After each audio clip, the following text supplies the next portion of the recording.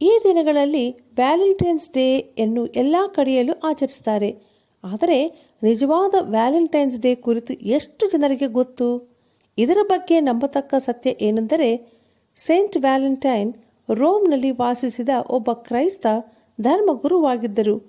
ಚಿತ್ರಹಿಂಸೆಗಳಿಗೆ ಗುರಿಯಾದ ವಿಶ್ವಾಸಿಗಳಿಗೆ ಸಹಾಯ ಮಾಡುತ್ತಿದ್ದರಿಂದ ಅವರನ್ನು ಸೆರೆಯಲ್ಲಿ ಹಾಕಿದರು.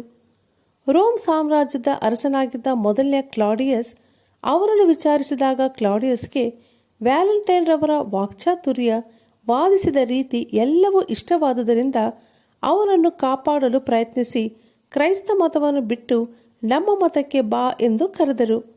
ವ್ಯಾಲೆಂಟೈನ್ ಅದನ್ನು ಒಪ್ಪದೆ ಕ್ಲಾಡಿಯಸ್ಗೆ ಯೇಸುಕ್ರಿಸ್ತನ ಪ್ರೀತಿಯ ಬಗ್ಗೆ ಹೇಳಿದ್ದರಿಂದ ವ್ಯಾಲೆಂಟೈನ್ ರವರನ್ನು ನೇಣಿಗೇರಿಸಿದರು. ಇದಕ್ಕೆ ಮುಂಚೆ ವ್ಯಾಲೆಂಟೈನ್ ಸೆರೆಮನೆಯಲ್ಲಿದ್ದಾಗ ದೃಷ್ಟಿಹೀನಳಾಗಿದ್ದ ಸೆರೆಮನೆಯ ಅಧಿಕಾರಿಯ ಮಗಳು ಆಸ್ಟಿಯಸ್ಗೆ ಅವರು ಪ್ರಾರ್ಥಿಸಿದಾಗ ದೇವರು ದೃಷ್ಟಿಯನ್ನು ಕೊಟ್ಟು ಒಂದು ದೊಡ್ಡ ಅದ್ಭುತವನ್ನು ಮಾಡಿದನು. ಇದರಿಂದ ಸೆರೆಯ ಅಧಿಕಾರಿಯ ಕುಟುಂಬದವರೆಲ್ಲರೂ ದೇವರನ್ನು ನಂಬಿದರು. ಸೇಂಟ್ ವ್ಯಾಲೆಂಟೈನ್ ಸಾಯುವ ಮೊದಲು ಒಂದು ವ್ಯಾಲೆಂಟೈನ್ ಕಾರ್ಡನ್ನು ಮಾಡಿ ಆ ಕಾರ್ಡ್ನಲ್ಲಿ ಎಂದೆಂದಿಗೂ ನಿನ್ನ ವ್ಯಾಲೆಂಟೈನ್ ಎಂಬುದಾಗಿ ಸಹಿ ಮಾಡಿ ದೃಷ್ಟಿಯನ್ನು ಹೊಂದಿಕೊಂಡ ಸೆರೆಯ ಅಧಿಕಾರಿಯ ಮಗಳಾದ ಆಸ್ಟಿಯಸ್ಗೆ ಅದನ್ನು ಕಳುಹಿಸಿದರು.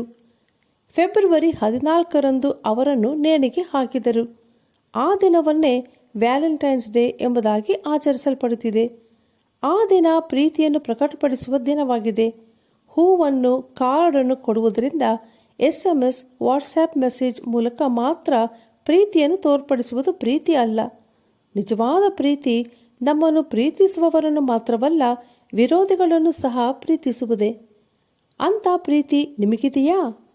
ಇಂದು ನಿಮಗೆ ಇಷ್ಟವಿಲ್ಲದ ಒಬ್ಬ ವ್ಯಕ್ತಿಗೆ, ಅಂದರೆ ನೀವು ದ್ವೇಷಿಸುವ ಒಬ್ಬ ವ್ಯಕ್ತಿಗೆ ನಿಮ್ಮ ಪ್ರೀತಿಯನ್ನು ವ್ಯಕ್ತಪಡಿಸುತ್ತೀರಾ? ಪ್ರಯತ್ನಿಸಿ ನೋಡ್ರಿ. ಅದರಿಂದ ಉಂಟಾಗುವ ಸಂತೋಷವನ್ನು ಅನುಭವಿಸಿದಾಗ ನೀವು ನಿಜವಾದ ವ್ಯಾಲೆಂಟೈನ್ಸ್ ಡೇಯನ್ನು ಆಚರಿಸುತ್ತಿದ್ದರೆಂದು ಅರ್ಥ. ನಾವು ಹೀಗೆ ಮಾಡೋಣವೇ?